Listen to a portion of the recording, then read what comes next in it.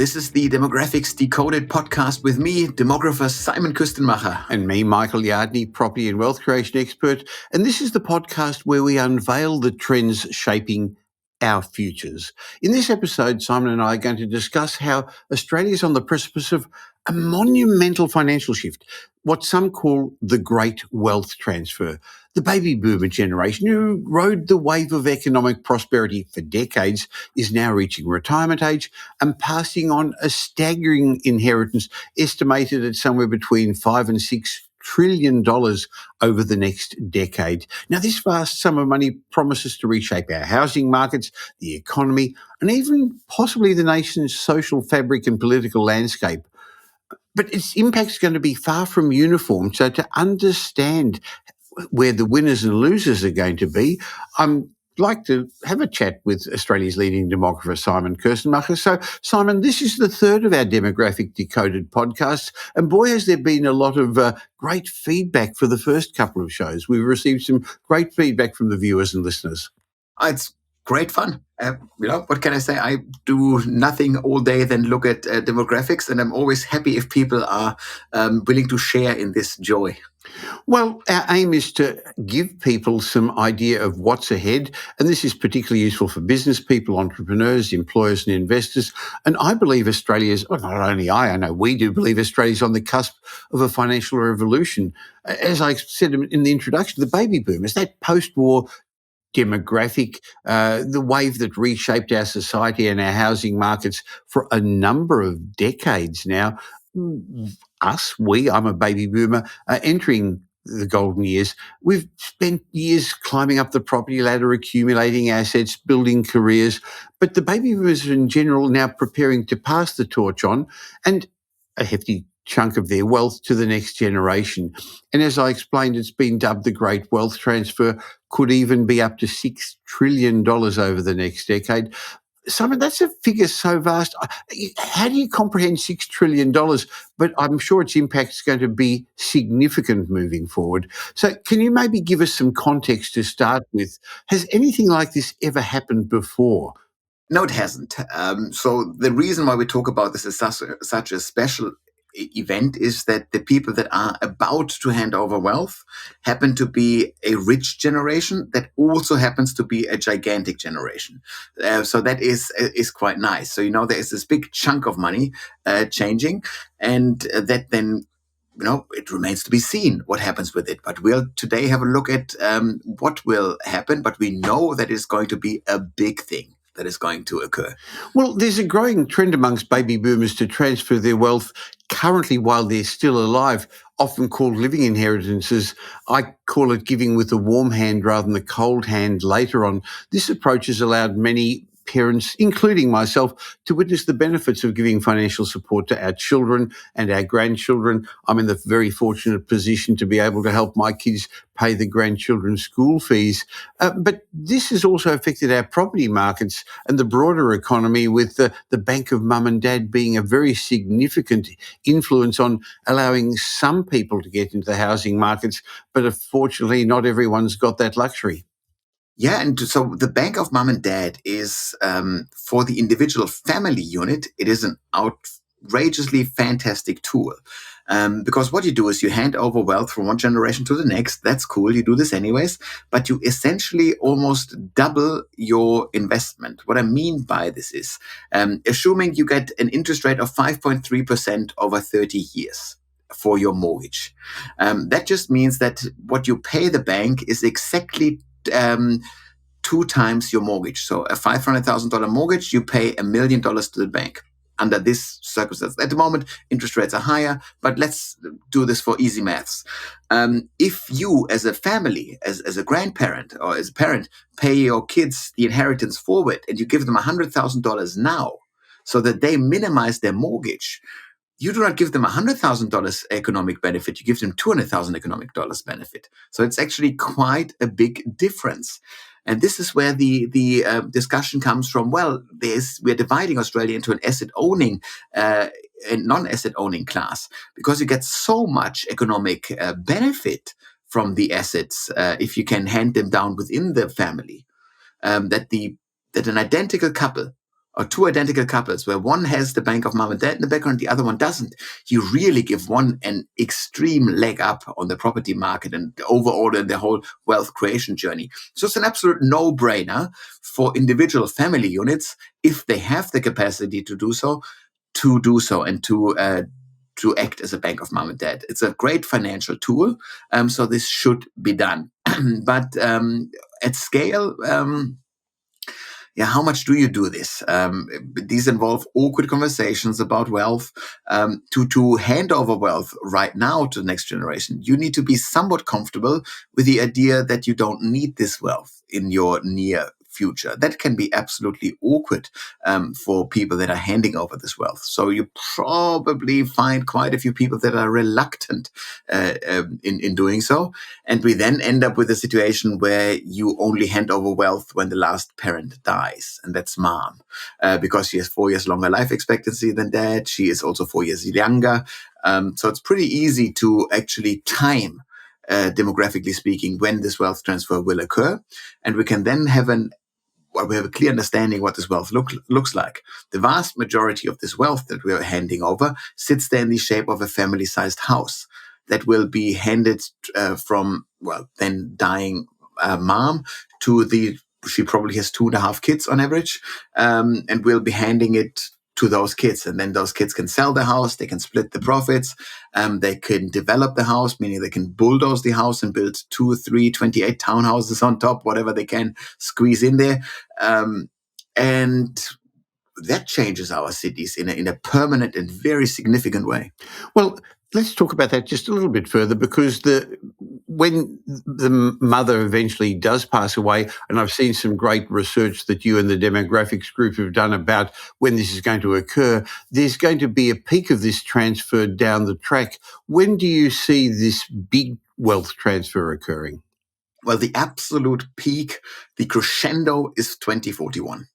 And the way we know this is we just count the number of baby boomer and older women in the demographic forecasts, and we see that this number gets smaller and smaller every year. And this gap from year to year, we could call them instances of baby boomer women deaths, but that's a bit morbid, or we can call them instances of intergenerational wealth transfer, much more clinical, so to speak. And we'll see 77,000 such instances today or this year, and then this will go up every year until it reaches this crescendo in 2041 at around 135,000 deaths per year or something like this. And then it will stay elevated throughout the 2040s. So the 2030s and 40s will be absolutely wild decades on the Australian property market, because you have so much property coming online that wasn't online before. These are people that held their property for a long time. Sorry, Simon, baby boomers are staying in their homes. Exactly. They're not wanting to leave. They're not wanting to go to retirement villages, are they? Yeah, it doesn't look it, at least at the moment. It looks like that what baby boomers tell you is that the majority of them wants to be carried out of their house. That could be considered as a way of downsizing into the box. But more than anything, boomers want to stay put. That's the main goal here. And so you go, okay, cool. So you stay put. But so that means the family home only enters the housing market once the last parent dies, after decades in ownership. That then means that these NIMBY suburbs, where most of those baby boomers are located, at least in Australia, are the middle suburbs, where they blocked or vetoed development as much as they could. And now all of this enters the market in the 2030s and 40s. That means you will see development, the densification of the middle suburbs for the first time in forever, really, at scale happening. That is exciting. That, of course, will be done by small to medium scale property developers. A land lease will not build townhouses on small blocks, but the small developers will have their golden decade. Anyone who's making money in property, auctioneers, mortgage brokers, all those folks will have an absolute marvelous decade, because the number of transaction goes up like crazy.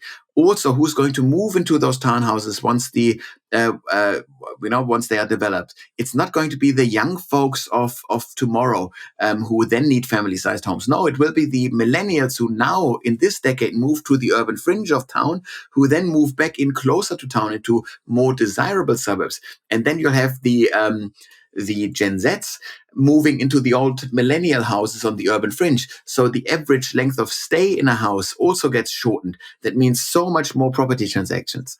So yeah, just having a pie of these transactions is a very lucrative business model. And of course, we're densifying suburbs. All of a sudden, the middle suburbs will have much higher populations, so much more traffic, much more very predictable conflicts there with neighbors hating the new developments and so forth. But I would say that is a certainty at this point in time. And so we know how our cities are changing.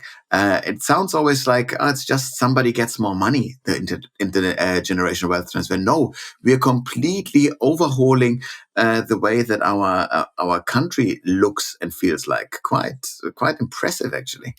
I guess there's going to be other economic impacts as well, Simon, because the generation who's going to inherit this money are already going to be reasonably established. They're going to own their own homes. The children of the baby boomers, their children are already going to have moved out of home. There's going to be a bit of cash splashing around.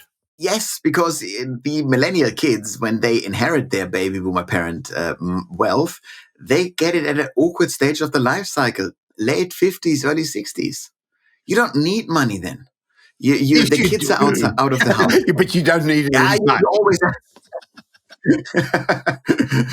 they will not complain about wealth, but it's not the most crucial phase because the big spending years of the upgrade a home, they don't need that. So millennials might stay in smaller homes. They might not go to the big upgrader homes because when they inherit money, both kids are their 1.7 kids are already have moved out. So what do you do with your wealth then? Well, I would say that they do what Australians always do when they find themselves with a bit of extra cash. They throw it at the property market. They look at investment properties. So the intergenerational wealth transfer will overwhelmingly be a property game where people reinvest into property. And so there's so much money being churned through the system in the 2030s and 40s, an absolute maddening rate, so to speak, that we haven't seen. So I really do think that the 30s and 40s will be the wildest decade on the Australian property market ever. Interestingly, Simon, I read research from the financial planning industry that women in particular are set to inherit a significant portion, around 65% of this wealth transfer, and was attributed to two key factors. Firstly, women tend to live longer than men, statistically increasing their likelihood of inheriting money from their spouses. But secondly, studies interestingly showed that in many families, the eldest daughter often takes charge of managing the finances after their parents pass away. That's something that surprised me.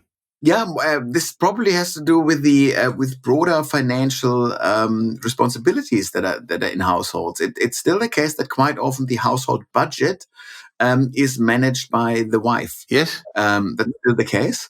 And so it makes sense then to go, well, the eldest daughter then has more expertise with these kind of tasks than the next oldest male kid. Uh, yeah, I didn't know that. That's actually very, just interesting. And that's absolutely crucial information for financial advisors, for example. Definitely. If you want to understand who your clients are, who really is managing the wealth that goes through your agency, through your institution, that's important. You then need to know how do you speak to these women.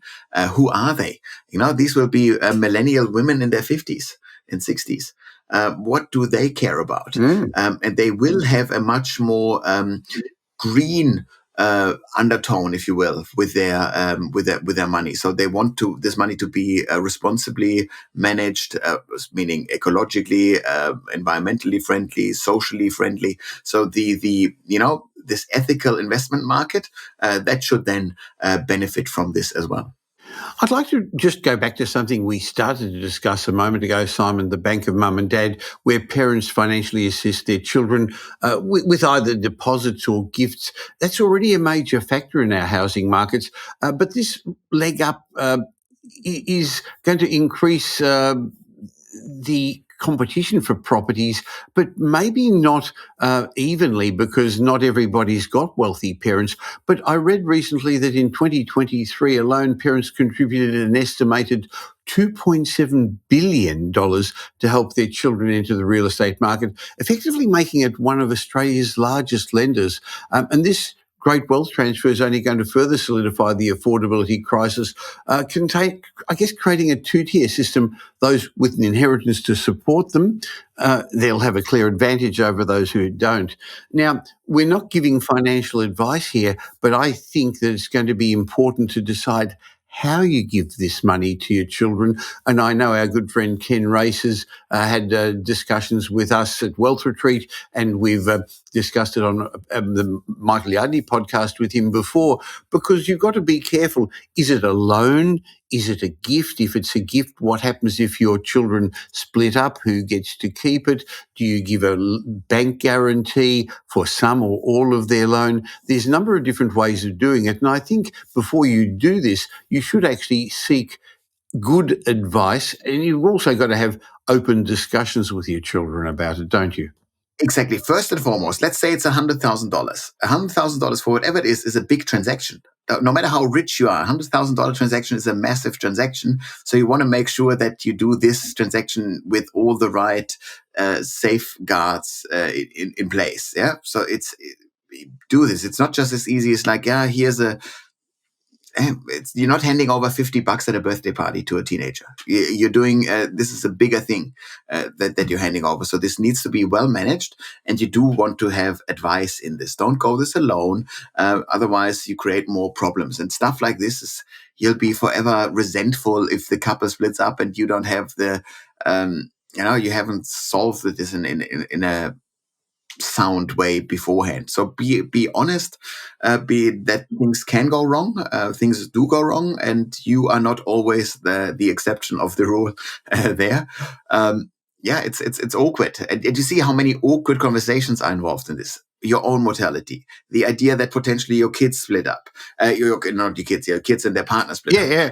That's challenging things to do. And so a financial advisor, for example, who might listen to this podcast and advises people on this, you need to be very skilled in encouraging people to have those conversations, in potentially moderating these kind of conversations. We see that there is much more need in financial advice for social finessing and social skills, consulting skills than you might think at first glance. Now, I want to discuss this topic in a bit more detail, but I'd like to just mention to people listening to this or viewing this podcast that if you're enjoying this information, this is the beginning of an ongoing series of weekly demographics decoded podcasts and videos that Simon and I are going to do to help investors, business people, entrepreneurs, employers, organizations understand what the future holds. So if you want to keep up to date with these, wherever you're listening to this or viewing this, just stop for a second, click the subscribe or follow button so you're going to get our weekly updates. Now, Simon, people can also follow you on social media, and in the show notes, I'm going to leave a link to that because I know that you have very frequent messages on Twitter, on LinkedIn, and even on Instagram, and I'll leave a link to my social media.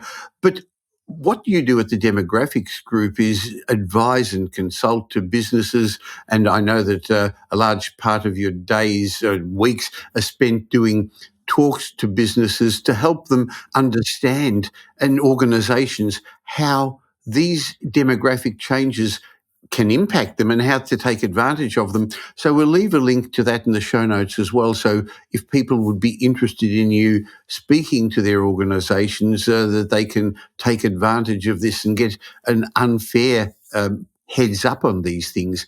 Because I think this large transfer of wealth, Simon, is going to be much more than just money. I think it's going to change our society in some ways. I think it's got the potential to exacerbate the existing wealth inequality in Australia, that may not be a good thing, Simon.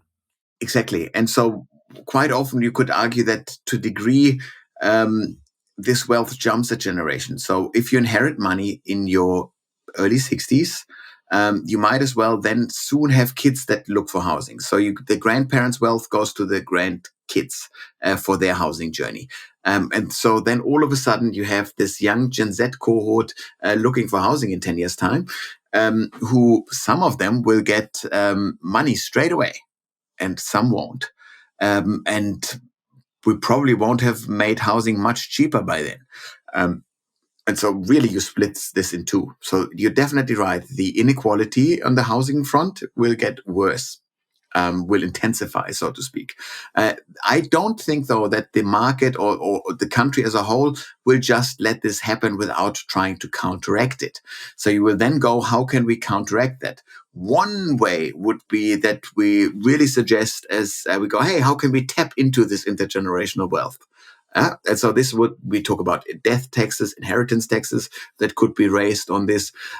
We could be thinking about, well, how do we get a hand on this? That's what the state wants in a sense. The state goes, okay, there's a lot of wealth being transferred. How do we get a fair share of this? And what is a fair share? And that will be discussed in broad terms for a long time. But we need to become aware of this. This starts in about 5-6 years at scale. And I would suggest that there is taxation reform attached to this as well, because it is very clear that the inequality will be increased. What will this look like? I don't know. Yeah, I don't know tax well enough to understand this. I just know what I do for as a trick always to understand what policy might look like in the future.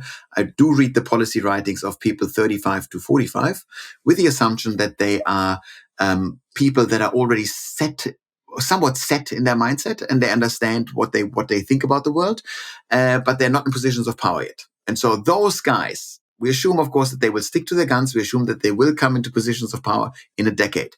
Those guys and gals are writing about taxing wealth rather than taxing income and consumption. That's what we're doing at the moment. And so you'll then go, hey, how do we make sure that we tax wealth? And inheritance tax is an easy one. You would do that. That taxes wealth over a certain threshold. So it'll be a reasonably high threshold so that most people will actually not ever be impacted by this. We'd also think about stuff like stamp duty. That will be on the way out, where you tax the consumption of a house. And you will then go into land tax, where you tax the wealth of the overall house. And so therefore that would encourage people to downsize, because why would you want to live in a unnecessarily big house and pay for the privilege? But of course, those things are political poison, because the vast majority of Australia, still 2/3 of Australians, live in a house that they own. And nobody who listens to this, who owns their house, says, yeah, I would be delighted if I pay for the privilege of doing so. So it's hard to do this politically, but that's what the policy writing says or suggests might happen soon. And I keep a close tap on what's happening there. That's a great insight to not think about what the current politicians are doing, but what the next generation are. Interestingly, Australia, unlike many other OECD countries, doesn't have a death tax. Most other countries do, don't they? Exactly. So it's one of those things where Australia is a bit behind, if you will, but it's also therefore an easy prediction to make, to say this might happen. Then, of course, this needs to go through a political system. And as long as there is not a bipartisan agreement on this before you suggest a policy, this will not occur, because it's such an easy vote winner. If one party is dumb enough to suggest this, the other party just needs to oppose it, and they are sure to be elected. So those kind of policy changes need to be agreed upon before they're being even suggested, that they have bipartisan support. Otherwise, you don't do it. And is there the political appetite at the moment to run major bipartisan policies? Well, this is I leave this for you to answer. Well, given the massive scale of this transfer, I think that families should be getting strategic advice. We've already explained that there are the issues with blended families and with broken families. We're not in the position on this podcast to give specific advice, but general information would be it's going to create some complex issues. It's going to create some difficult discussions, as Simon said, emotionally charged issues. And now with more blended families, estranged relationships, it's unclear, even if you have a will, if you write a will and how you want your things to be passed on. Simon, I recently read that more and more wills are currently being contested, but what's shocked me was that 74% of will challenges are successful. So that actually highlights the importance of proper estate planning. It's one of the things the team at Metropole Wealth Advisory and Ken Race does. I think a well-drafted will, you can't just get a will online anymore. A well-drafted will clearly outlining your wishes minimises the ambiguity. It helps avoid costly and emotionally draining legal battles. And I think the other thing you've mentioned a couple of times is talking with your children about it, setting the expectations right. Doesn't mean they're going to listen or pay attention when you pass on, but it at least sets the tone of the future and everyone knows what your wishes were, Simon. Exactly. And if you put yourself into the position of the person who is handing down the wealth, your ultimate wish is that the wealth that you accrued is serving your next generation, the next generations even, well. That's what you want. You want to know that this is in good hands, and you want to know that it had a positive impact. What can happen though at a wealth transfer is just that. We talk about a contested will. We talk about siblings fighting each other over your wealth.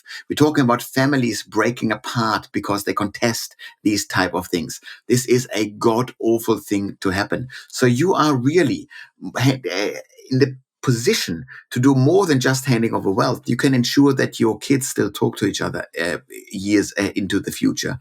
So you need to be crystal clear what it is. And also, I would always encourage people to downsize their wealth or downsize their belongings and have wealth easily accessible. It's easy to sell a house and then split it 2 or 3 ways, whatever. That's easy enough. But if you just look at your materialistic belongings and you get your 3 kids to, put a random pile of your belongings together, 100 items, and tell each kid, what is this item, what is this pile worth? They will come up with 3 different values.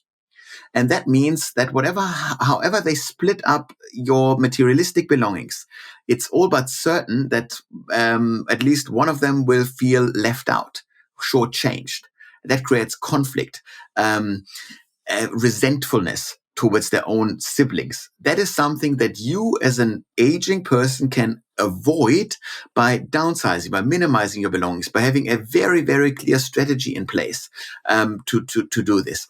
It's challenging again, but this wouldn't be the first family where people don't talk to each other afterwards. It's very, very common.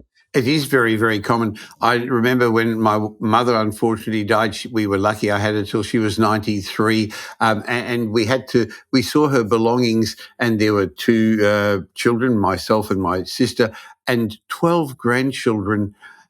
Everyone wanted a little memento. And in fact, I've got one here in my office at home here from her, but no one wanted all the pictures and all the books and all the other things. It was more a nuisance than anything else. There were some nice memories we took, but most of the stuff really wasn't appropriate to have anymore. Exactly. And so what you can do is earmark a couple of 1 or 2 meaningful momentums that will actually be treasured and hand them over. Hand them over now. Yeah. That's the idea. That is a meaningful thing that will be linked with you, with the positive memories that your kids, your grandkids, whoever associate with you, and they will treasure that. They would actually be devastated if this got stolen or broken or whatever. That's what you want. A treasured momentum. And even if it's gone, the memory of you will still be there. But you don't need to hand over too much materialistic stuff. It's too complex. So therefore, if you downsize over time, that is a good strategy, and you're really doing your kids a massive favor. And all the while, you might as well do yourself a favor if you move down to a house that is easier to manage than a big house. It takes away the hassle in old age. Yes, it does. And I guess it's also important to remember it's not what you leave your kids, it's what you leave in your kids. So all the memories and all the good times you've had along the way are more important. And purely self-interest. Spend this money on your kids while you enjoy it. Yeah, take them on a trip if you actually have enough wealth to do so. These are memories that you get to enjoy, and your kids can enjoy these memories in a much more meaningful way. Yeah, do this now. Um, in a sense, I'm trying to encourage you to spend money now. This is, as long as you have enough wealth, you want to do this. So the monumental shift in wealth is going to represent more than just financial transactions. It's going to be a transformative phase in our society, in economics, and as we keep saying, in family dynamics. And as Australia navigates this great wealth transfer, I think managing it with foresight and responsibility is going to be essential, assuring that the broader society benefits and we don't split our society into have and have-nots like we've said. Now, next week in the Demographics Decoded podcast, Simon, I want to explore with you what I'm calling the silver tsunami, our ageing population. And we talked today about the wealth transfer, but boy, there are so many other elements, so many different ways our ageing population is going to affect business people, entrepreneurs, our society, the economy. So I'm looking forward to your insights in that. And if you've been watching this podcast, listening to it, just stop for a second and subscribe so that once a week you get the information from Simon and myself and the occasional guest we're going to have as well, where we're going to be discussing with you the demographic trends that are going to be affecting your business, your profession, your investments, and the decisions you should be making. Now, next week, Simon, I want to have a chat about our ageing population, how that's going to affect our housing markets, our economy, and what we need to understand. It's one of the biggest and most exciting topics and most predictable topics in the coming decades. So, yeah, definitely stick around for next week. It'll be great fun. This Demographics Decoded podcast was brought to you by Metropole Property Strategists. We provide a complete range of services to help our clients safely create intergenerational wealth through strategic property and wealth advice.